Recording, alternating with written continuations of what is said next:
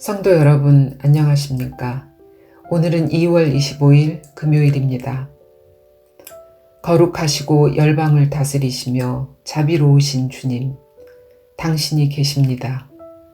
그렇기에 우리는 오늘도 이어지고 있는 폭력과 고통의 이야기 가운데 당신이 은밀히 일하고 계심을 믿습니다. 당신의 선한 뜻을 행하소서. 우리에게 눈을 주셔서 이곳에서 드러나는 당신의 모습을 보게 하소서. 우리에게 믿음을 주셔서 숨은 채 활동하시는 당신을 신뢰하게 하소서. 우리에게 용기를 주셔서 우리가 당신을 못 본다 할지라도 당신께 순종케 하소서. 아멘. 나 지금은 비록 땅을 벗하며 살지라도 내 영혼 저 하늘을 디디며 사네. 내 주님 계신 눈물 없는 곳 저 하늘에 숨겨둔 내 소망이 있네. 보고픈 얼굴들 그리운 이름들 나만이 생각나. 때론 가슴 터지도록 기다려지는 곳. 내 아버지 너른 품 날 맞으시는 저 하늘에 쌓아둔 내 소망 있네. 주님 그 나라에 이를 때까지 순례의 걸음 멈추지 않으며 어떤 시련이 와도 나 두렵지 않네. 주와 함께 걷는 이 길에.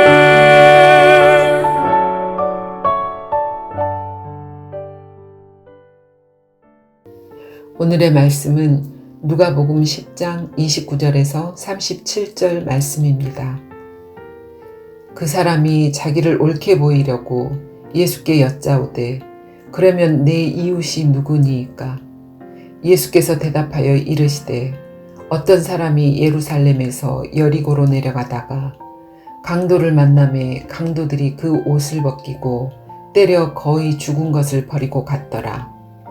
마침 한 제사장이 그 길로 내려가다가 그를 보고 피하여 지나가고 또 이와 같이 한 레위인도 그곳에 이르러 그를 보고 피하여 지나가되 어떤 사마리아 사람은 여행하는 중 거기 이르러 그를 보고 불쌍히 여겨 가까이 가서 기름과 포도주를 그 상처에 붓고 싸매고 자기 짐승에 태워 주막으로 데리고 가서 돌보아 주니라.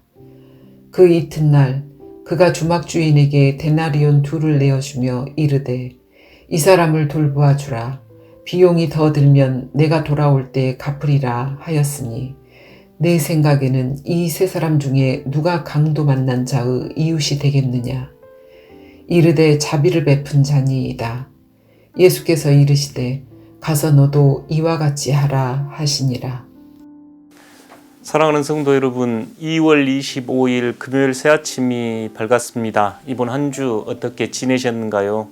오늘 또 금요일 저희는 주일 예배를 준비하며 주님과 함께 또 예배드릴 수 있는 기쁨으로 예배드릴 수 있는 덕신 공동체가 되기를 소망하며 이 금요일 맞이합니다.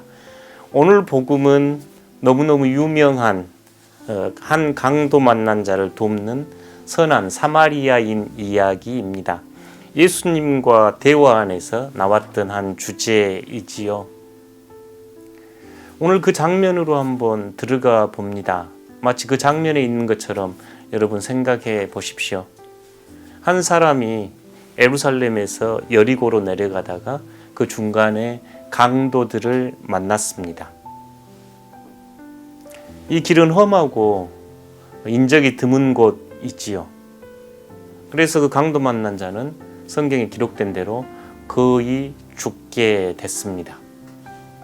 마침 그곳을 지나가는 사람이 있습니다. 한 제사장인데 그는 그를 보고 피하여 지나갑니다. 그 다음 레위인도 그를 보고 피하여 지나갑니다. 세 번째 등장인물이 사마리아인인데 지금 저희들은 사마리아인에 대해서 볼 불편한 감정이 없습니다만 이 복음을 듣고 있는 이들은 매우 불편합니다.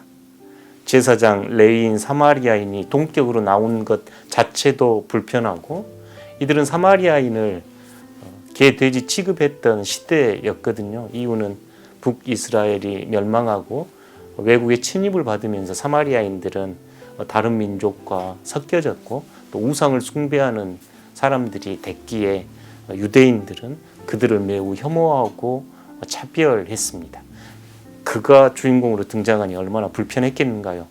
그런데 이 사마리아인은 그 강도 만난 자를 치유하고 돕고 또 여관으로 옮겨서 그가 완전하게 회복할 수 있도록 모든 조치를 취하는 사람으로 등장합니다. 어떤 이야기를 하고 싶은 걸까요? 주님께서는 강도 만난 자에게 선한 사마리아인처럼 긍휼한 마음, 긍휼심을 베풀며 살아가라 하는 초대이지요. 이 선한 사마리아인이 그 강도를 보았을 때 썼던 단어가 불쌍히 여겨, 긍휼히 여겨라는 단어입니다. 누가복음 15장에 아버지가 아들을 보았을 때 썼던 단어이고 예수님께서 그 무리들을 보셨을 때 목자 없는 양들처럼 광야에 있는 그 무리들을 보셨을 때 불쌍하게 여겼던 그 마음이 이 선한 사마리아인이 강도 만난 자를 보셨던 마음이지요. 긍휼과 자비의 마음입니다. 그렇다면 우리는 다시 한번 묻게 됩니다. 왜 제사장과 레위인은 그런 삶을 살지 못했을까요? 그들이 나름대로 정한 기준이고 그 당시로 보면 이 제사장과 레위인의 행동이 더 정당해 보입니다. 왜냐하면 율법에 시체를 만지는 것은 매우 부정한 일이었고 제사장에게는 엄격히 금해졌던 일이었거든요. 예수님이 그 율법을 모를 리 없습니다. 예수님께서는 율법을 완성하러 오셨던 분이셨기에요.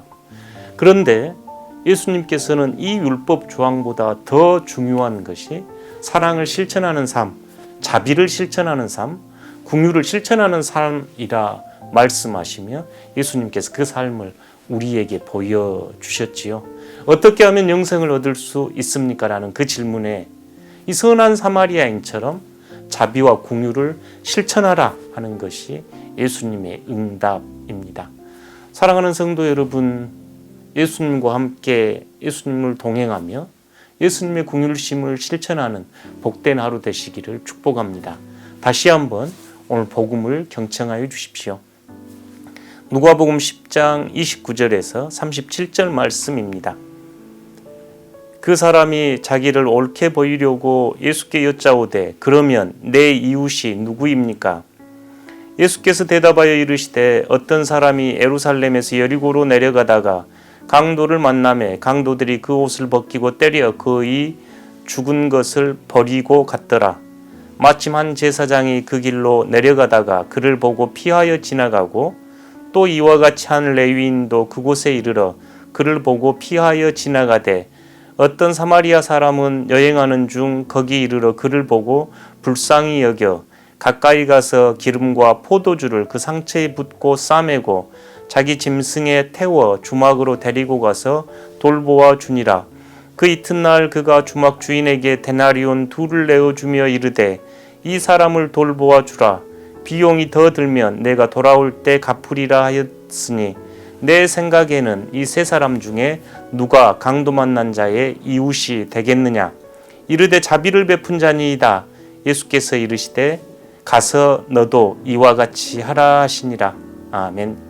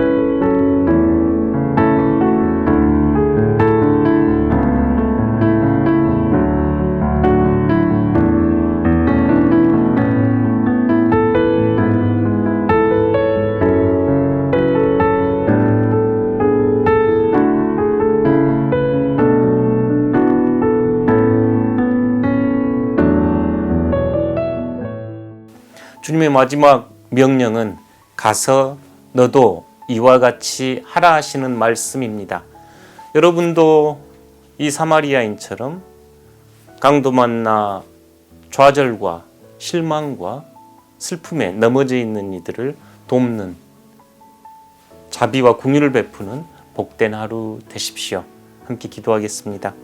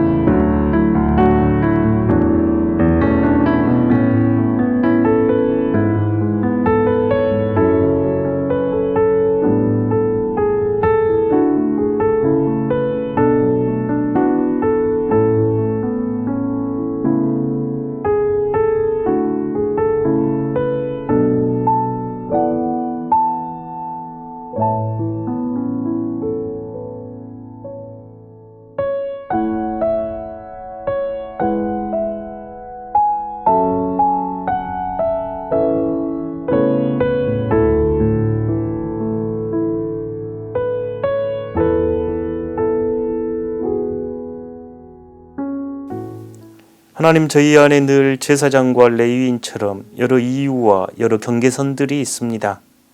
주님께서는 그것을 넘어서서 가장 긍휼한 마음, 자비를 베푸는 삶으로 우리를 초대하고 이웃사랑이 바로 그런 삶임을 오늘 복음을 통하여 말씀하여 주시니 고맙습니다. 오늘 만나는 이들을 환대하게 하시며 강도 만난 이들과 함께 슬퍼하며 그들을 위로하고 그들을 회복시키는 저희들 되도록 은혜 내리어 주십시오. 예수님 이름으로 기도합니다. 아멘.